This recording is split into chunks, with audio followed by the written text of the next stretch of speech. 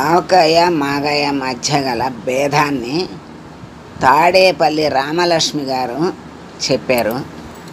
ఏం చెప్పారో మనము తెలుసుకుందాం.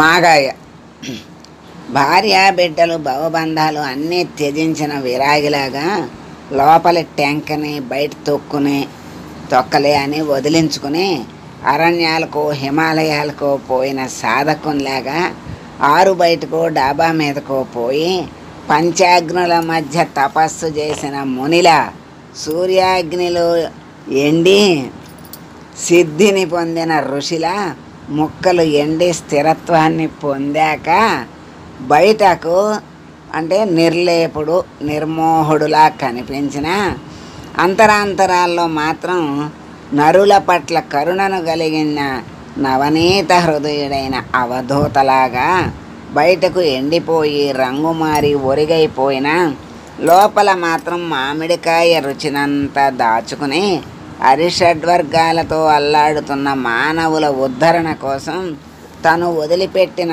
సమాజంలోకి మళ్ళీ తానే ప్రవేశించిన యతిలా తను విడిచి వెళ్ళిన ఊటలోకి మళ్ళీ తానే దూకి మఠం పెట్టిన స్వామీజీ శిష్యగణాన్ని భక్తజనులను కలుపుకున్నట్లుగా ఉప్పు కారం మెంతిపిండి ఆవుపిండి తదితరాలను కలుపుకొని ఆ స్వామీజీ ప్రవచనాలు మంత్రోపదేశాలు శక్తిపాతాలు లాంటి విశేషాలతో విరాజిల్లినట్లుగానే నూనె ఇంగువ కరేపాకు వంటి తిరగమోత విశేషాలతో తాను కూడా గుబాళిస్తూ మానవ సేవే మాధవ సేవని మనుషుల్లో కలిసిన మహర్షి లాంటిది మాగాయ. మాగాయ మనం ఎప్పుడూ తయారు చేసుకుంటూ ఉంటాం. మరి దీనికి మనకి ఇంత అర్థం మరి మనకెప్పుడు స్ఫురించలేదు. ఎంత చక్కగా అంటే ఆలోచిస్తే ప్రతిదీ లోపల అర్థం తెలుస్తుంది. కొంచెం కాకపోతే కొంచెమైనా మరి అనుభవం ఉన్న వాళ్ళు బాగా లోతుకెళ్ళి అంతరార్థాన్ని చక్కగా బయటికి తీసి అందరికీ అందించి ఆ మాగాయ తిన్నప్పుడు కూడా చేస్తున్నప్పుడు కూడా ఈ ఆధ్యాత్మికమైనటువంటి భావం దీంట్లో వేదాంతం అంతా జ్ఞానం అంతా దీంట్లోనే ఉంది.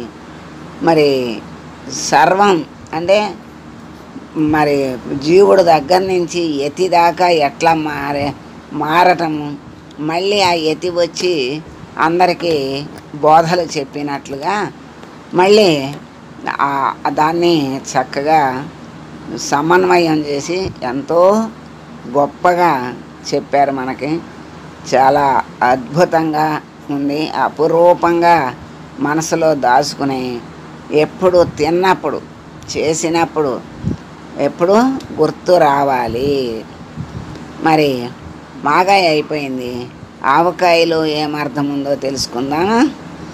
ఆవకాయ సాధన చేయటానికి ఆలుబిడ్డలను త్యజించక్కర్లేదు, వారితో కలిసే సాధన మార్గంలో పయనిస్తా అనుకునే వివాహితునిలా తొక్క టెంకే ఏమీ త్యజించకుండా పైగా వాటిని తనతో పాటు ఊరగాయ మార్గంలో ప్రవేశపెట్టి సిద్ధిని పొందటానికి ఎక్కడెక్కడికో పోనక్కర్లేదు అనుకుని ఇంట్లోని పూజా మందిరంలోనే ధ్యానం చేసుకునే గృహస్థుల ఇంట్లో నీడపట్టునే ఉండి ఉన్న బేసన్లోనే ఉప్పు కారం నూనె ఆవుపిండి మెంతిపిండి కలుపుకొని బంధుమిత్ర పరివార గణాన్ని కలుపుకుపోతూ వారి సహకారం తాను అందుకుంటూ వారికి తన సద్గుణాలను నేర్పిస్తూ సన్మార్గంలో ముందుకు పోయే సద్వ్యక్తిలా తనతో పాటు శనగలు వెల్లుల్లి వంటి వాటిని కలుపుకొని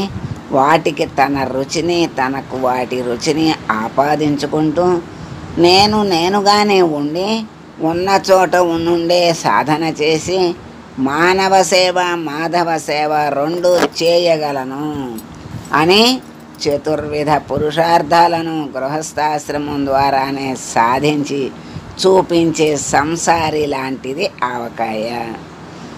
ఇక్కడ ఆవకాయ ఏంటంటే గృహస్థులాగాను తరించవచ్చు, అన్నిటి వదిలేసి సన్యాసిలా మారి తిరిగి వచ్చి అందరినీ కూడా ఉద్ధరించవచ్చు అని మనకి చక్కగా ఈ ఆవకాయ మాగాయ ద్వారా ఎంతో జ్ఞానాన్ని, అంతరార్థాన్ని, ఆధ్యాత్మికమైనటువంటి విషయాలను ఎంతో చక్కగా తెలియజేశారు.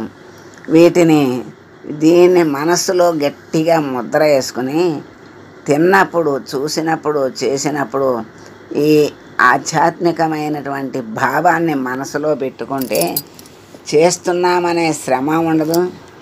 మరి ఆనందంగా హాయిగా చెయ్యగలుగుతాము. ఆ తర్వాత తినేటప్పుడు కూడా ఆనందంగా హాయిగా ఆస్వాదిస్తూ తింటాం.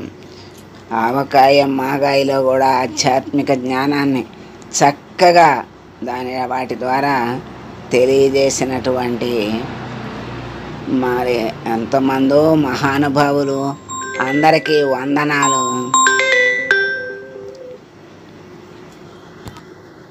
ఆవకాయ మాగాయలో చక్కగా ఆధ్యాత్మిక తాడేపల్లి రామలక్ష్మి గారు చక్కగా రంగరించి పసిపిల్లలకి అందించినట్టుగా మనకి అందించారు. చాలా ధన్యవాదాలు. సర్వే జనా సుఖినో భవంతు.